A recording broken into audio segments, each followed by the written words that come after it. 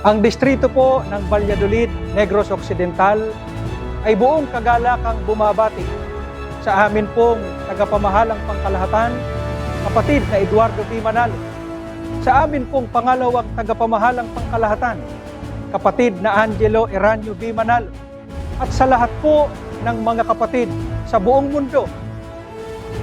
Happy 112th anniversary po! Happy 112th anniversary po! Purihin ang Panginoon!